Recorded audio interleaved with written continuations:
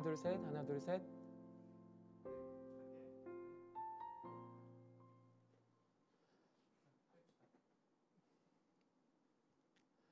샬롬.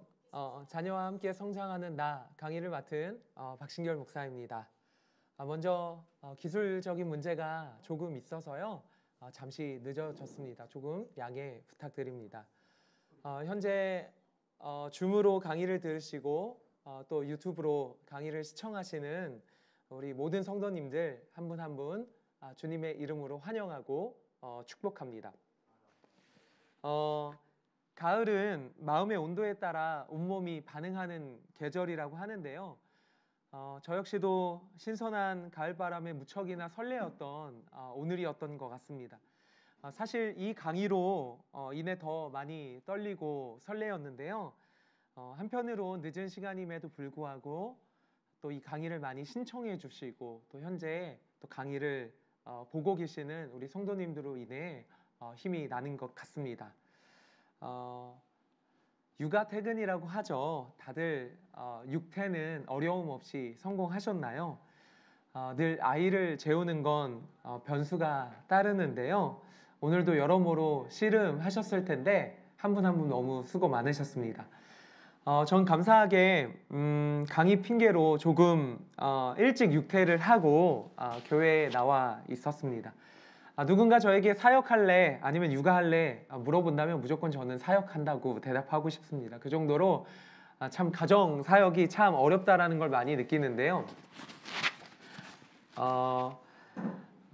이 한 달, 이 4주간이라는 시간을 통해서 조금이나마 자녀 양육의 지혜도 얻으시고 또 양육의 피로도 풀리길 간절히 소망합니다. 또 코로나19가 또 우리에게 주는 새로운 기회가 바로 이 OBS 4주간이라고 생각하는데요. 우리 강의를 좀 이제 본론으로 한번 좀 진행해 보도록 하겠습니다. 강의를 들으시는 모든 분들의 자녀의 연령대가 다 다를 거라고 생각합니다. 그럼에도 늦은 시간이지만 많은 성도님들이 이렇게 함께 한다는 건 그만큼 부모님이라면 언제나 고민하는 주제가 이 자녀 양육이라고 생각합니다. 실제로 에베소서 6장 4절을 보면 목소리가 안 들린다라고 하는데요. 이게 지금 유튜브로 안 보고 계세요. 이게 전달이 안 됐어요. 유튜브에 시청 인원이 4명밖에 없어요. 그렇구나. 네, 유튜브로 들어가라고 지금 계속 유도하고 있어요. 네.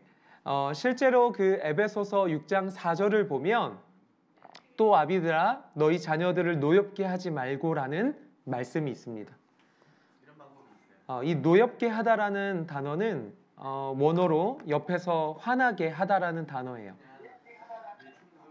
화나는 상황으로 몰아 넣다라는 겁니다. 이런 뜻을 살펴보면서 상처란 건 먼데 있는 사람이 주는 게 아니에요. 상처라는 건 항상 가까이 있는 사람이 주는 거죠. 배우자간, 부모와 자녀 간이 사랑도 많이 공급해주고 주는 상황, 그런 관계이지만 사실 상처를 많이 주는 대상이 또 부모 간, 또 부모와 자녀 간, 배우자 관계라고 생각합니다. 그렇다면 불확실하고 어려움이 많은 이 세상에서 우리 아이들을 어떻게 하면 건강한 아이들로 키울 수 있을까요? 사실 예전까지는요. 우리의 초점이 어떻게 하면 성공적인 학생으로 성공적인 자녀로 키울 수 있을까가 우리의 초점이었다라면요. 이제는 우리의 초점을 좀 바꿔서요. 어떻게 하면 우리가 건강한 우리 자녀들로 건강한 자아상, 건강한 자존감을 가진 아이들로 자라갈 수 있을지 이것이 저는 우리가 가져야 할 좀 초점이라고 생각합니다. 그래서 오늘 저와 이 강의를 통해서요. 현재 지금 부모라면 내가 정말로 부모로서 해야 될 것들 그리고 아직 미혼이고 싱글이라면 내가 얼마나 건강한지 한번 살펴볼 수 있는 시간이 되기를 소망합니다. 그래서 오늘 강의는요. 자존감이라는 키워드로 이 강의를 한번 진행해 보려고 합니다. 연구기관의 한 리서치를 보면 우리 모두는 다 스트레스를 가지고 있다라고 해요. 스트레스 없으신 분 한 분도 안 계시죠.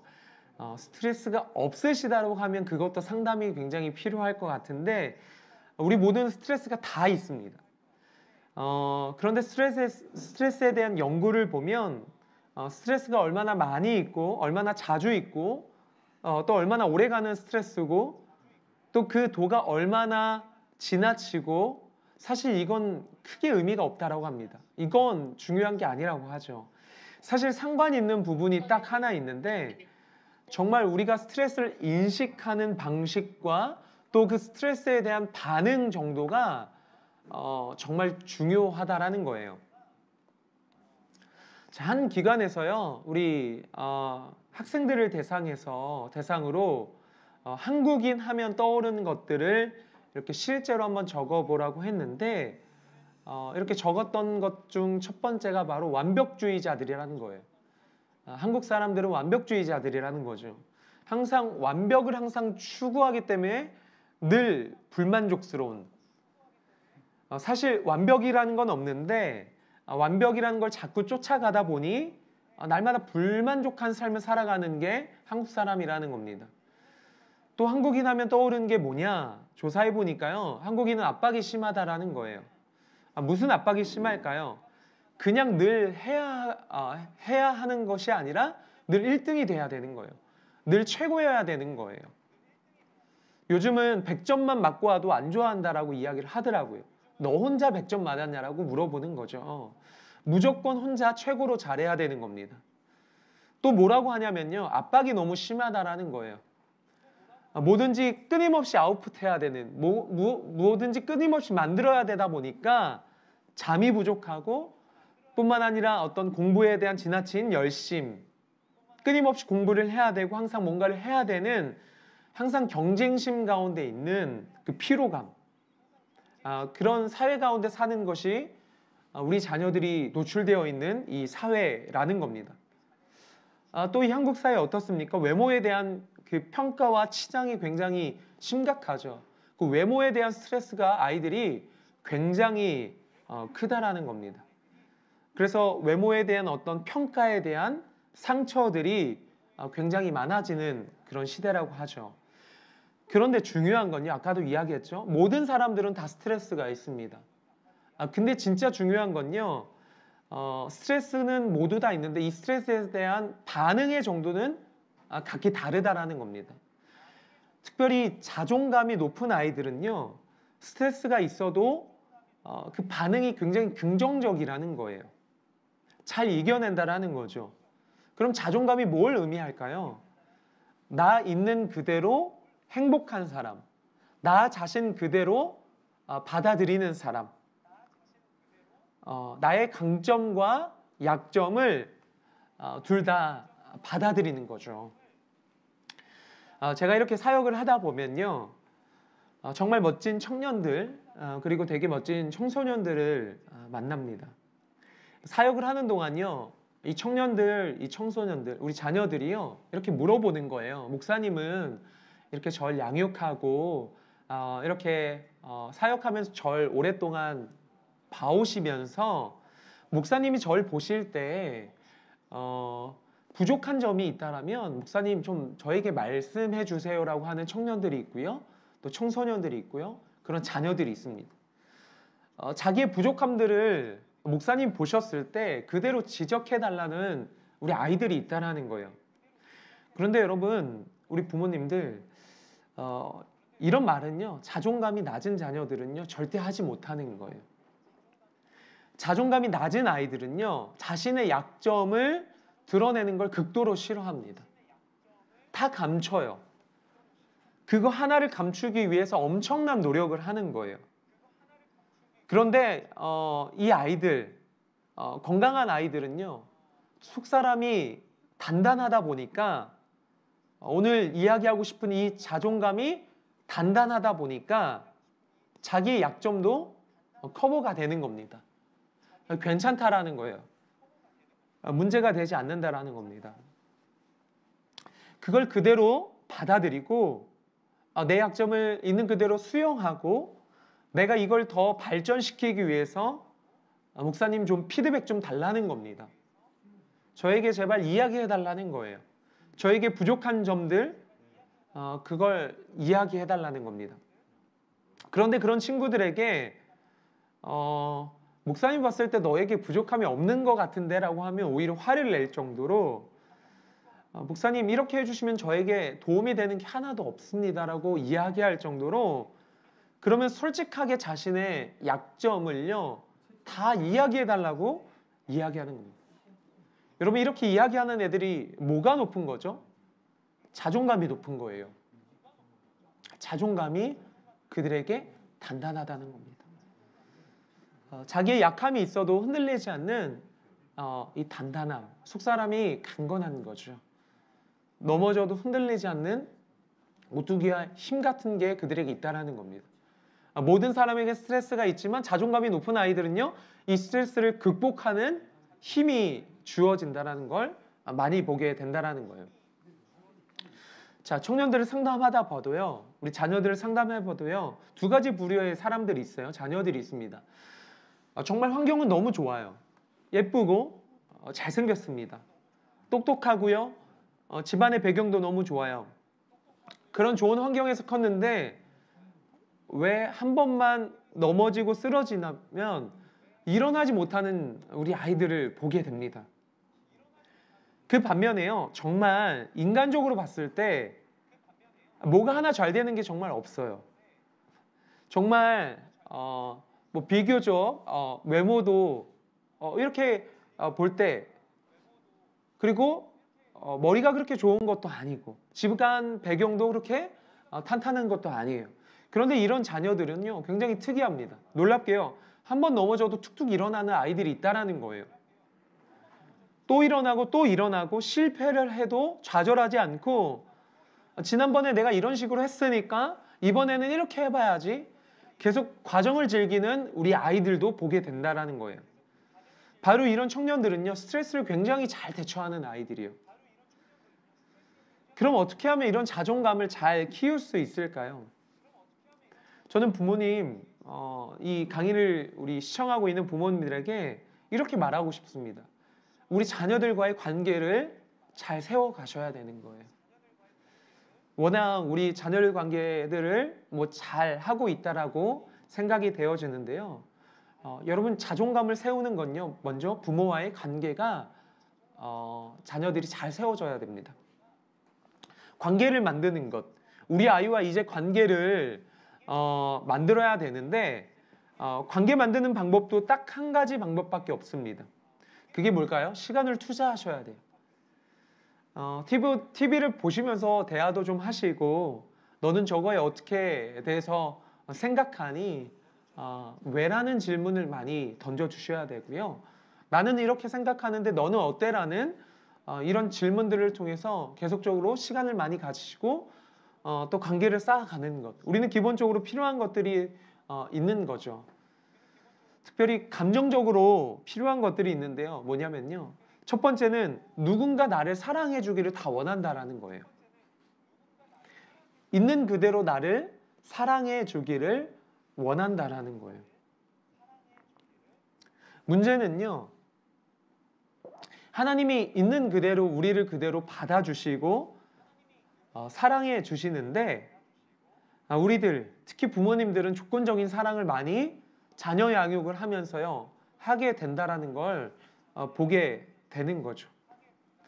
여러분, 조건적인 사랑이 어떤 사랑이죠? 너 이렇게 하면 좋은 딸이고 이렇게 하지 않으면 아니라는 그런 율법적인 사고로 우리 자녀들을 교육하고 대할 때가 많다라는 거죠. 이거야말로 우리 아이들에게 정말 스트레스가 쌓이는 겁니다. 이번에도 잘했는데 칭찬하신다라는 말씀이 다음에는 더 잘할 수 있다라는 것. 여러분, 일단 이것부터 인정하고 넘어가는 것, 일단 이것부터 인정해 주시는 것, 있는 그대로 사랑해 주시는 것, 있는 그대로 우리 자녀들의 가치를 알아주시고 인정해 주시고 받아주시는 것, 어딘가 속하고 싶은 마음들, 누군가에게 사랑받고 싶어하는 마음들, 이건 우리 자녀들이요 꼭 받고 싶어하는 필요들입니다. 그런데 이거에 생기지 않으면요, 우리 자녀들에게 생기는 게 뭐냐면요, 앵거 신드롬이라고 해서요, 화가 납니다. 기본적인 누군가 나를 인정해주지 않고 누군가 나를 그대로 받아주지 않고 어딘가 내가 여기에 속해 있구나 하는 그 정체성이 없을 때는요, 화병이 생긴다라는 거예요. 이 화병은 스트레스에서 오는 거죠. 내가 이렇게 하는데 왜 알아주는 사람이 없냐라는 겁니다. 왜 인정 안 해준다라는 거죠. 별것 아닌 것 같지만 이분이 나를 위해 해주신 것을 인정할 때 나의 있는 모습 그대로를 인정해 줄 때 여러분 뭐가 안 생긴다라고요? 앵거 신드롬, 화가 생기지 않는다라는 겁니다. 그런데 안타까운 게요, 우리 부모님들, 주부들 뿐만 아니라 우리 자녀들이요, 이 앵거 신드롬에 많이 노출되어 있다라는 거예요. 우리 아이들이요, 그렇게 화병에 심각하게 노출되어 있다라는 겁니다. 왜냐하면요, 조건적인 사랑 때문에 그렇다라는 거예요. 너 뭐 하면 최고고 아니면 그렇지 않다라는 것. 이런 조건적인 사랑 때문에 우리 아이들이 많이 병든다라고 이야기를 합니다. 제가 이전에 가정사역부 공동체 분들과 이런 주제로 강의를 나눈 적이 있는데요. 특별히 우리도 모르게요, 이런 율법적인 교육, 가정 양육을 우리가 하고 있을 때가 있다라는 거예요. 상과 벌이라는 경쟁주의를 많이 우리 가정 안에서도 강조합니다.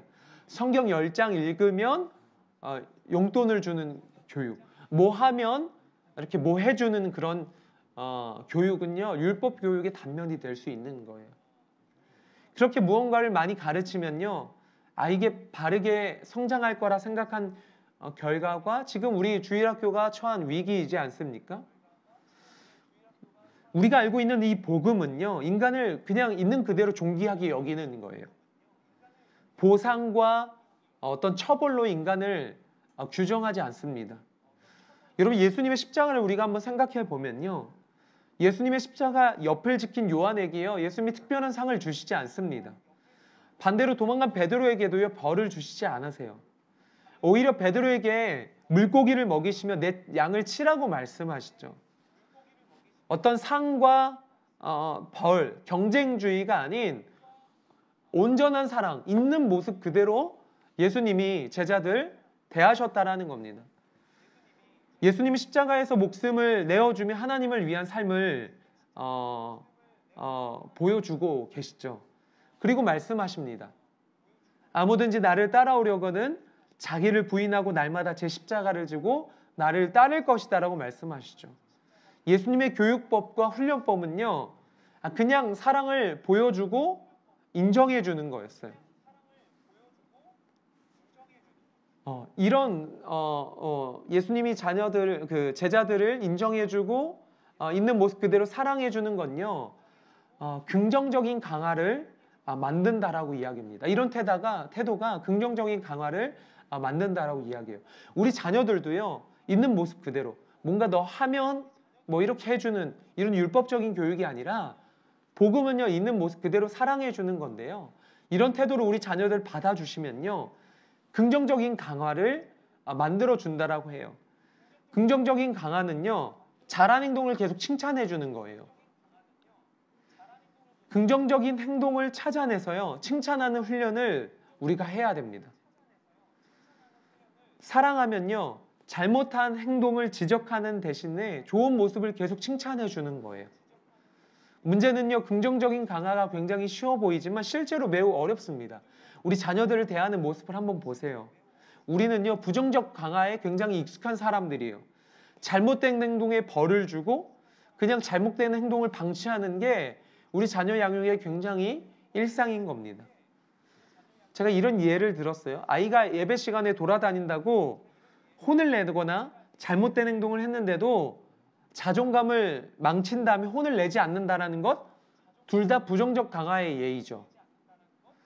두 경우 모두 공통점은요, 잘못된 행동에 초점을 두고 있는 거예요.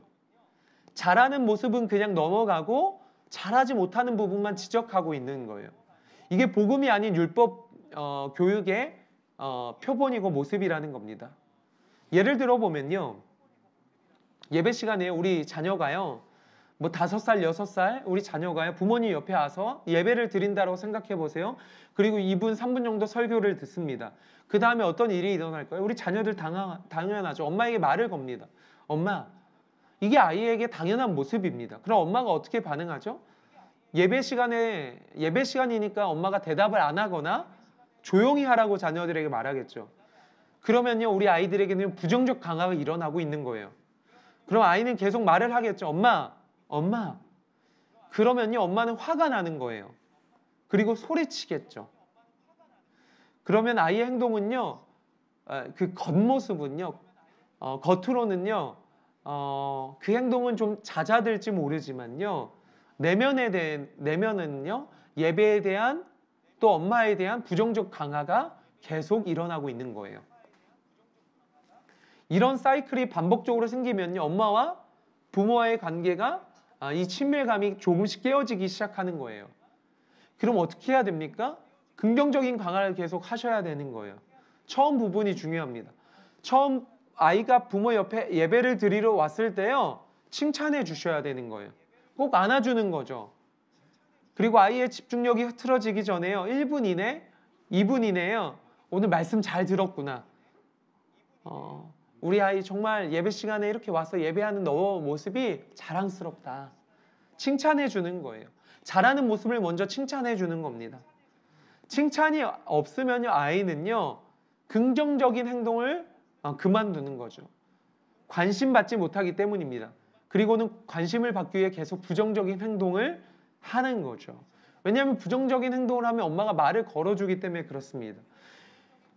그렇게 부정적인 강화가 되면요, 부정적인 습관이 계속 생겨서 예배 시간은 계속 떠들게 되는 겁니다. 여러분, 우리 자녀들에게 주어야 되는 건요, 있는 모습 그대로 사랑하는 복음의 모습입니다.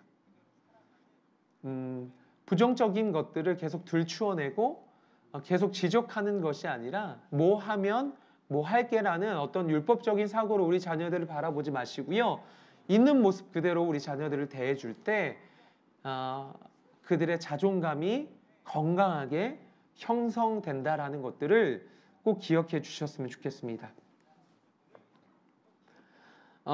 또 우리 아이들은요, 자기 자신에 대해서 또 한 가지밖에 모릅니다. 그게 뭐냐면요, 우리는 우리 자신에 대해서 한 가지밖에 모르는데 그건 뭐냐면요, 우리 자녀들이 이렇게 생각한다라고 해요. 내 주변에 있는 나를 위해서 보살펴 주시는 사람들에게 반사돼서 비춰지는 나의 모습이 너무 중요하다라는 거예요. 그러니까 내가 생각하는 나의 모습과 나를 보살펴주고 나를 사랑해주는 그분들이 거울인 거예요.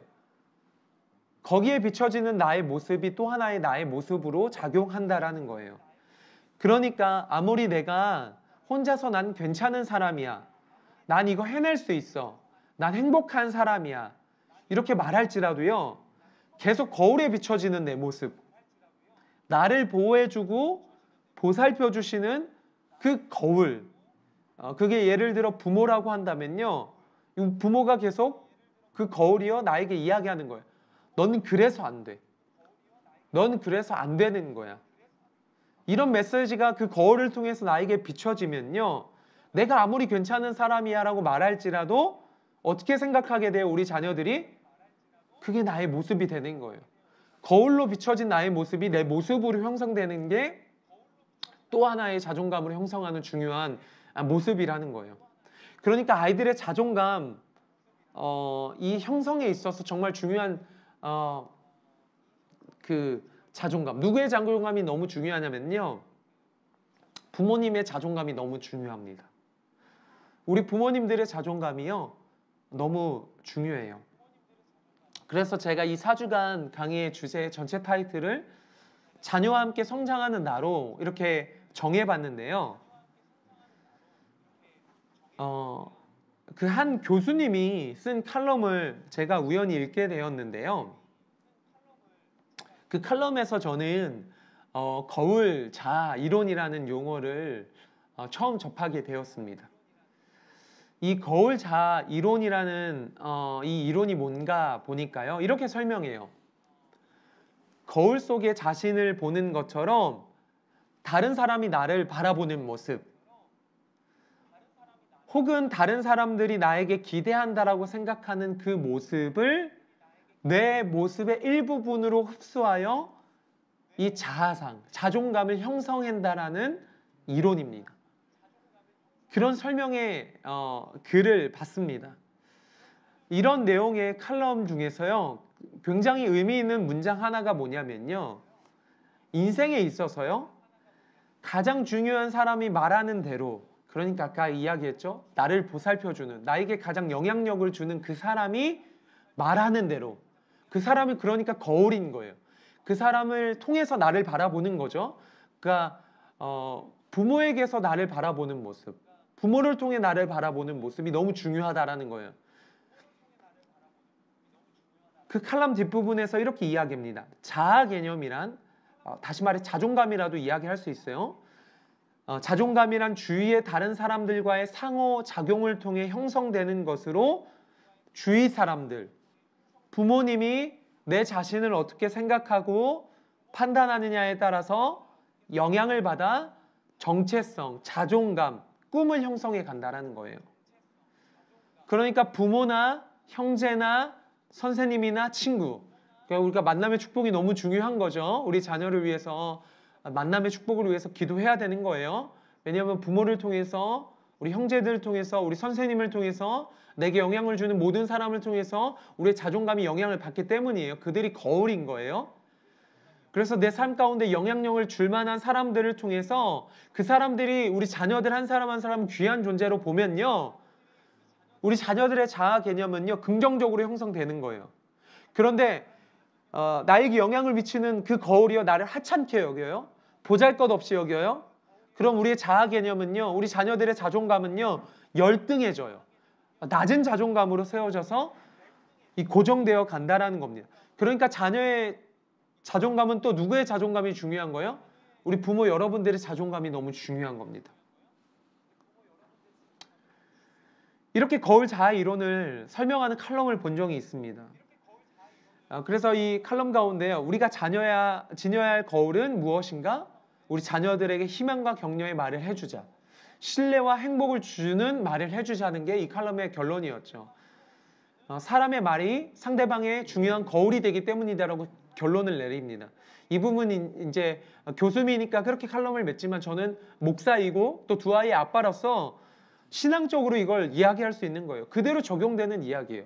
우리 자녀들에게요, 좋은 거울이 되어 주셔야 됩니다. 우리 부모가요, 자존감을 형성하는데 너무 중요한 거울이 되어 주셔야 돼요. 우리 부모의 모습을 통해서 비춰지는 나의 모습, 그러니까 부모가 나를 어떻게 생각하냐에 따라서 우리 자존감, 우리 자녀들의 자존감은요, 완전히 달라지는 거예요. 그렇기 때문에 우리 부모님들의 그 자존감을 먼저 점검하실 필요가 있습니다. 그러니까 제가 이 강의를 준비하면서 많은 이 연구 자료를 살펴보지만요, 결과가요, 이 부모와 자녀 간의 이 관계가 너무 크다라는 그 영향이 너무 큰 거예요. 신앙도 가정 안에서 일어난 신앙 교육이요, 제일 큽니다. 너무 커요. 그러니까 코로나19 통해서 우리 자녀와 같이 있는 시간이 굉장히 많아지잖아요. 여러분, 이때가 너무 기회예요. 기회이면서도 위기인 거예요. 신앙 교육이요, 가정에서 제대로 이루어지지 않으면요, 여러분, 우리 자녀가 크면 클수록 괴리감이 생겨나는 거예요. 우리 부모가 믿는 하나님이요, 우리 가정에서 우리 부모가 하나님을 잘 믿는 모습이 보여지지 않는다면요, 우리 아이들 그걸 그대로 배운다라는 거죠. 자, 어쨌든 낮은 자존감, 이건 악순환이 된다라는 큰 문제가 되는 거예요.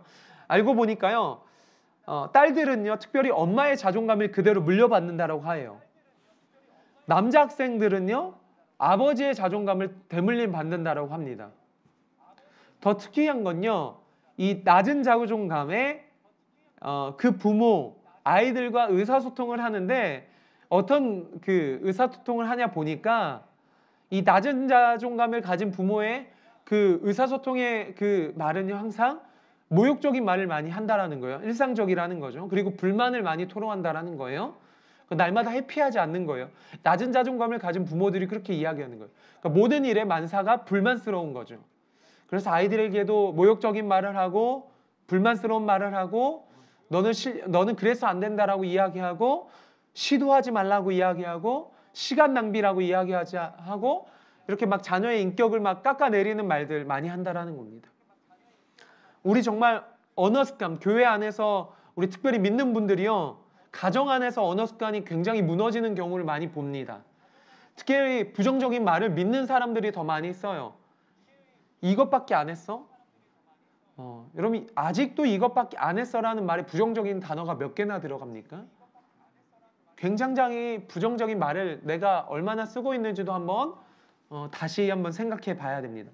자, 어쨌든 바로 낮은 자존감이요, 모욕적인 말을 하는 부모 밑에 자라는 자녀들 자존감이 낮을 수밖에 없다라는 거예요. 이 부모와 간단한 애착관계가 안 돼서 정말 뭐든지 그 공허함을 채워내려는 그런 아이들이 있어요. 부모와 관계가 되지 않아서 그 거울인 부모를 통해서 이 자존감이 잘 형성되지 않으면, 건강하게 형성되지 않으면요, 이 속사람이 무너지는 거죠. 어디에 소속되어지고 어디에 사랑받고 싶어하는 이 자녀들이요, 이 부모와의 관계가 형성되지 않으면요, 내가 누군지 안 사람이 탄탄하지 않아서 건강하지 않으면 평생 뭐를 한다고요? 그 공허함을 외부적인 것으로 채우려고 하는 거예요. 여러분 요즘 아이들이 뭘로 채우려고 합니까? 좋은 옷으로 채우려고 합니다.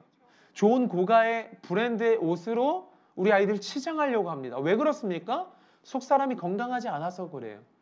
내 속사람이 건강하지 않음을 외부적인 것으로 채우려고 하는 거예요.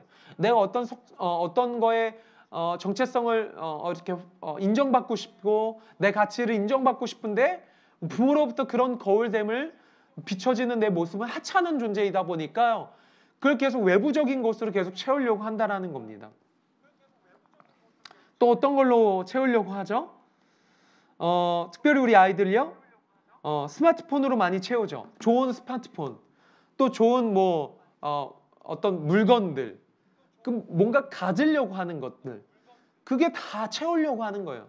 낮은 자존감에서 온다라는 걸 여러분 우리 부모님들 한 번 좀 생각하셔야 되는 거예요. 외부적인 것으로 내 속사람을 채울 수 없습니다. 그러니까 이 부모가 너무 중요한 거예요. 자, 그런 외부적인 것이요, 우리 나라고 생각하는 것들, 이게 이 시대의 정말 문제입니다. 그래서 제가 요새도 신앙적인 고민을 많이 하면서요, 이 세상이 주는 유혹이요, 뭔가 내가 가지면 그것이 행복을 준다라고 생각하는 이 거짓 약속들이 너무 많아요. 내가 이 좋은 옷을 입으면 행복할 거야 라고 이야기하는 그런 가치 있는 사람이 될 거라는 이 거짓 약속, 이 사단이 주는 거짓 약속 너무 많다라고 생각합니다. 이게 자존감이 형성되지 않아서 그래요. 그러니까 외부적인 것으로 내가 가치 있는 사람이라는 것을 계속 이렇게 포장하려고 하는 모습들이요, 제가 청소년 사역하고 우리 청년들 사역하다 보면 굉장히 많습니다. 아니면 또 나타나는 게 있는데요, 완벽주의도 우리가 생각해 봐야 돼요. 우리 자녀들 중에 완벽주의 있는 자녀들이 있습니다. 내가 조금이라도 완벽하면 우리 부모님들이 나를 사랑해 줄 거야. 그게 그런 표현입니다. 이 외부적인 표현이에요. 내가 조금 더 완벽하면 부모님이 나를 이렇게 바라보지 않을까라는 이런 어떤 그런 갈망입니다. 갈증입니다. 있는 그대로를 받아주는 부모의 사랑을 받아본 적이 없으니까 끊임없이 노력을 하는 거예요.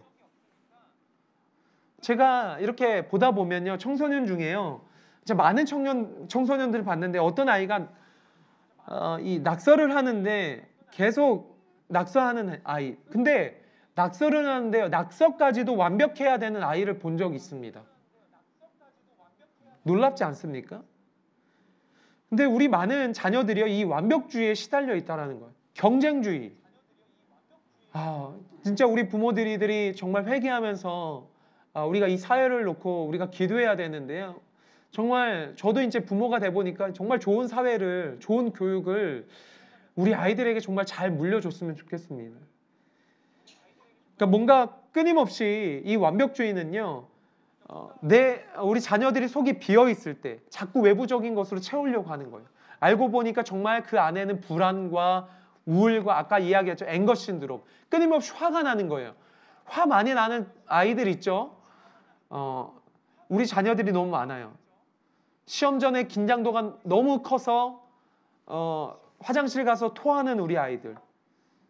화장실에서 그렇게 고통을 토로하는 아이들 많아요. 안타깝지 않습니까? 여러분 아시안 페일이라는 말 들어본 적 있습니까? 예전에 유행했던 말인데요. 사실 이 아시안 페일이라는 말은요. 미국에서 굉장히 유명한 말이었어요.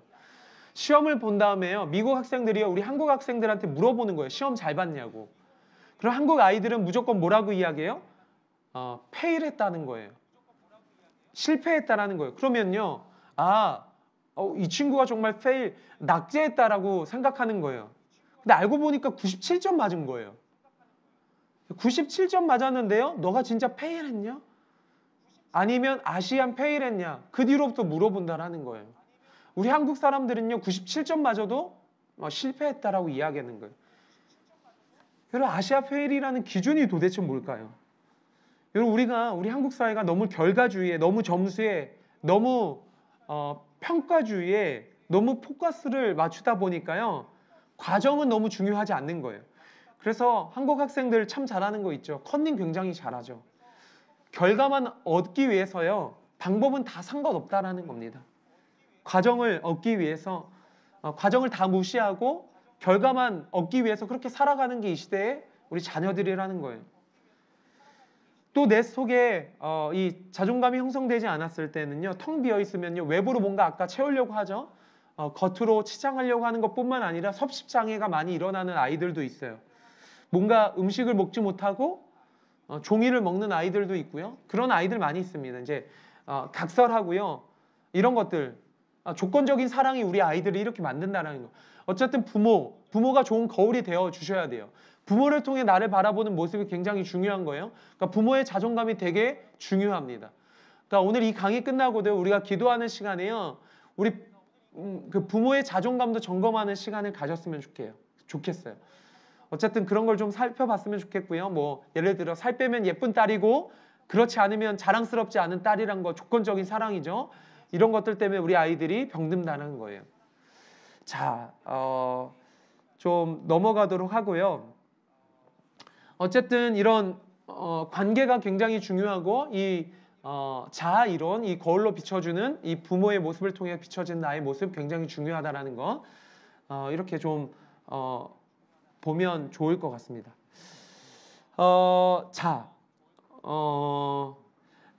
이거 한번 살펴보죠. 옛날에는요, 저 때만 해도요, 우리 아버지들께서 아침 일찍 나가셔서 밤 늦게 오시면 정말 우리 아버지가 나를 위해서 저렇게 열심히 일하시는구나. 내가 더 열심히 일해야지, 효도해야겠지라는 생각을 저도 저희 세대도 하는 것 같아요. 근데 요즘 아이들은 여러분 그렇지 않다라는 거 아셔야 됩니다. 그냥 이런 식이에요. 자기가 일하는 게 좋은가 보죠. 지금 이 시대가 그런 시대예요. 요즘 아이들에게는요, 저희들처럼 우리 아버지가 정말 열심히 일하는구나 나를 위해서 그렇게 생각하는 시대가 아니에요. 우리 사랑의 표현이 그게 아닙니다. 아이들에게 필요한 건요, 아이들은요 듣기를 원해요. 시간을 갖기를 원해요. 표현해 주기를 원해요. 아버지가 나를 사랑하는구나 말해주기를 원해요. 내가 정말 너 보고 싶었구나 말해주기를 원해요. 너가 정말 자랑스럽구나라는 걸 듣기를 원하는 시대입니다. 요새 아이들은요, 이 직선적으로 얘기하는 문화가 있다는 거 아셔야 됩니다. 그래서 우리 요즘 아이들 뭐가 없어지는지 아십니까? 요즘 아이들 눈치가 잘 없어요. 요즘 세대는요, 직선적으로 말하는 걸 좋아하는 시대예요. 다이렉트로 이야기하기를 좋아하는 거예요. 그러니까 자기 표현들을, 자기 주장들을 잘하는 시대 가운데 있는 거예요. 우리까지만 해도 눈치껏 살아왔는데요. 요즘 아이들은 눈치가 점점 없어졌어요. 뭐가 필요하냐면 점점 더 언어가 필요한 거예요. 언어가 더 필요해요. 그래서 저는 나름대로 건강한 자아상을 갖고 이렇게 잘할 수 있었던 이유는요, 그런 말들을 많이 들었기 때문이에요. 제가 어렸을 때 유년 시절에 제가 행복한 유년 시절을 보냈던 건요, 어려서 자면서 매일 우리 부모님이요, 넌 특별한 아이야, 넌 특별한 존재예요 라는 끊임없는 이런 말들이요, 어떻게 보면 제가 낙심하고 절망할 때도 저를 일으키는 건강한 자존감 때문에 회복할 수 있는 어떤 오뚜기와 같은 힘을 가져다 주었던 게 이런 표현이었더라는 것 같습니다. 그래서 우리 자녀들에게 이런 표현들 자주 해주시는 게요, 건강한 자존감을 가질 수 있는 그런 방법이라는 겁니다. 그러면 이제 우리 한 5분 정도만 한번 좀 더 살펴보고 이제 좀 기도하는 시간을 좀 가졌으면 좋겠는데요. 그러면 이제 우리가 성경적인 원리로 우리 말씀을 통해서 건강한 자존감을 우리 자녀들에게 어떻게 이렇게 줄 수 있는지 한번 성경을 근거로 한번 좀 살펴보고 싶습니다. 자, 제가 다윗이라는 인생을 보면요, 다윗이 참 건강한 자존감을 가진 인물이다라는 걸 좀 볼 수 있습니다. 사실 다윗의 인생을 보면요, 다윗은요 건강한 자존감을 형성하기 굉장히 어려운 인생이었습니다. 자, 다윗이 살고 있는 베들레헴에요, 왕을 세우기 위해서 사무엘이 오죠. 사무엘 선지자가 옵니다. 자, 사무엘이 다윗의 형들을 차례차례 만나면서요, 이 사람이 왕이 될 사람인가? 우리 다윗의 형들을 이렇게 검증합니다. 그게 사무엘상 16장에 나오는데요. 그때 다윗은 뭘 하고 있냐면요, 다윗 양 치고 있었습니다. 그럼 당시에 양을 치고 있는다는 건요, 굉장히 초라한 일을 하고 있는 거예요. 허드렛 일을 하고 있는 거예요. 누군가는 해야 되지만 나는 하기 싫은 그런 일을 하고 있는 거예요. 자, 형들은 지금 뭐 하고 있다가요? 사무엘에게 왕이 될 수 있는지 아닌지를 검증하고 있는 시간이에요. 그런데 다윗만은 혼자 양을 치고 있어요. 그러니까 다윗은 어려서부터 소외된 인생을 살았다라는 겁니다. 그러니까 다윗이 얼마나 어린 시절 외로웠을까요? 자, 사무엘이 첫 번째 형 엘리압 이렇게 검증하는데요, 사무엘이요 완전 반해버린 거예요. 엘리압은요 키도 크고 완전 잘생겼어요. 그래서 막 기름을 부으려기까지 했어요. 그때 하나님 말씀하시잖아요. 사람 외모를 보거니와 나 여호와는 중심을 본다라고. 그래서 이렇게 기름을 붓는 걸 멈추는 그런 장면이 나오는데요, 어쨌든 7 자녀까지 이렇게 가니까 없는 거예요. 사무엘이 자녀들 더 없으니까 묻자 어떻게 해요? 이세 아버지가 말하길 막내가 남았는데 그는 양을 치고 있습니다. 근데 여러분 사무엘상 그 16장에 보면요, 그 아버지 이세가 다윗을 지칭하는 그 원어의 표현이 뭐냐면 하카톤이라는 단어를 써요. 이건 키가 작은 자라는 표현이기도 하지만요, 또 어떤 뜻을 담고 있냐면요, 별 볼 일 없는 자라는 거예요. 가치 없는 인생이라는 거예요. 자, 보세요. 부모가 자녀를 바라볼 때요, 가치 없는 인생이라고 표현하는 게 다윗의 어린 시절이었어요. 아까 이야기했잖아요. 부모의 존재가 너무 중요한 거죠. 부모가 건강한 자존감을 형성해주는 건강한 거울이 되어야 되는 거예요. 근데 다윗은 그런 인생이 아니었어요. 하카톤, 별 볼 일 없는 인생, 가치 없는 인생이었어요. 그런데 사무엘하 23장 1절을 보면요, 다윗이 자신의 인생의 말년에요, 자신의 인생을 어떻게 표현하냐면요, 그의 자존감, 자긍심이 얼마나 컸는지를 제가 한번 이렇게 말씀드릴게요. 사무엘하 23장 1절에 이렇게 말해요. 자기 스스로를 높이 세워진 자, 야곱의 하나님께로부터 기름 부음 받은 자, 이스라엘의 노래 잘하는 자가 말하노라 고백하고 있습니다. 여러분, 이게 다윗이 인생의 말년에 이렇게 고백하는 거예요. 특별히 1절에 보면요, 이세 아들 다윗이 말하미어라고 이 표현은요 굉장히 특이한 표현인데요, 이건 다윗의 원수들이요 다윗을 표현할 때 이렇게 비꼬는 표현이 이세 아들 다윗 이런 표현이었습니다. 그런데요, 다윗이요 지금 이런 표현을 할 정도로 그의 자존감이 얼마나 건강한지를 자 이렇게 말하고 있는 거예요. 여러분, 자녀 교육과 관계된 책 중에서요, 스펙보다 중요한 내 아이의 자존감이라는 책이 있습니다. 이 책을 꼭 읽어보셨으면 좋겠는데요, 스펙보다 중요한 내 아이의 자존감이라는 책입니다. 자, 이 책에서 저자가 강조하고 있는 게 뭐냐면요, 인간을 건강하게 유지하는 강력한 힘이 있는데요, 자존감이라는 거예요. 그렇기 때문에 자존감이 무너지면 인생이 병든다라는 거예요. 그리고 자존감이 회복되면요, 모든 게 치유된다라는 거예요.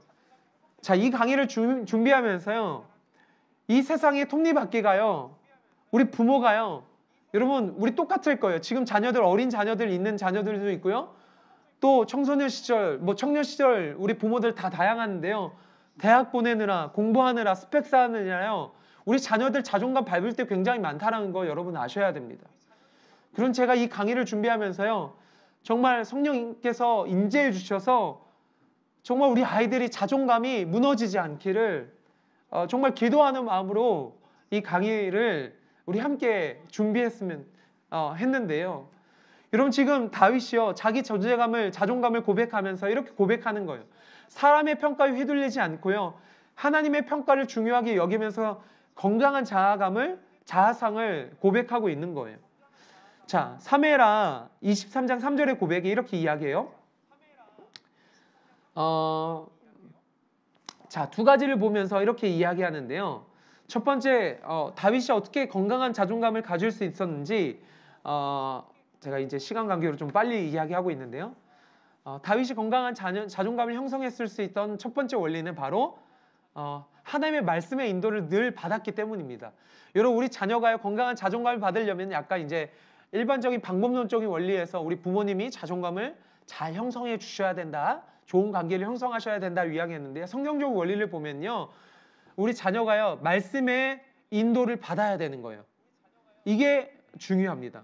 자, 다윗이요, 자기 삶에 낙심이 찾아왔을 때요, 절망이 찾아왔을 때요, 인생의 고비마다 하나님 말씀이 그의 인생을 일으켜 주고 있는 거예요. 시편 108편을 보면요, 시편 108편 11절을 보면요, 새번역 버전에 이렇게 이야기합니다. 아, 하나님, 우리를 정말로 내버리신 것입니까? 아, 하나님, 주님께서 우리와 군대와 함께 나아가지 않으시렵니까?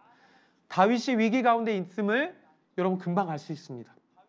그런데 다윗이 이 위기 가운데 썼던 이 시편 108편에 어떻게 이 위기, 절망 가운데, 아까 처음에 서론 가운데 이야기했죠? 스트레스는 다 있습니다. 문제는 다 있어요. 근데 분야는 저에게 미스테리 문제가 있는 건 중요하지 않습니다. 문제를 극복하는 반응이 더 중요하다고 이야기했죠. 근데 이 문제를 어떻게 극복하느냐, 시편 108편 7절에요, 이렇게 말씀합니다. 하나님이 그의 성소에서 말씀하시되. 여러분, 우리 자녀들을 딱 두 부류의 자녀들로 나뉘어집니다. 위기 가운데, 문제 가운데, 스트레스가 이 학업적인, 또 외모적인, 또 이 시대가 주는 많은 스트레스와 위기 가운데 우왕좌왕하며 넘어지며 쓰러지며 이런 자녀들이 있는가 하면 신앙의 힘이 작동하여서요, 이 위기를 버텨낼 수 있는 힘, 이 스트레스를요, 건강한 자아생활을 극복할 수 있는 자녀로 저는 나뉘어진다고 생각합니다. 다윗의 인생은요, 좌절과 낙심이 찾아올 때요, 말씀이요, 그 위기를 극복할 수 있는 원리가 되었습니다. 정말 여러분의 자녀들이요, 여러분 이 시대를 어떻습니까? 댓글 하나에 얼마나 많은 사람들이 무너집니까? 댓글 하나 때문에 무너져요. 말 한마디에 무너져요. 여러분, 우리 자녀들도요, 우리 친구들이 말하는 그 말 한마디에 무너질 수 있어요. 우리 선생님들이 말하는 말 한마디에, 무심코 던진 말 한마디에 무너질 수 있어요. 건강한 자존감이 없으면 무너진다라는 거예요. 그렇기 때문에 우리 자녀들이 건강한 자존감을 형성하려면요, 하나님 말씀의 인도함을 받아야 돼요. 하나님 말씀의 영향을 받아야 돼요. 여러분, 제가 이런 말씀 예화했어요. 여러분, 주차장 가면요, 제 스마트키에 반응하는 차는요, 제 차밖에 없습니다.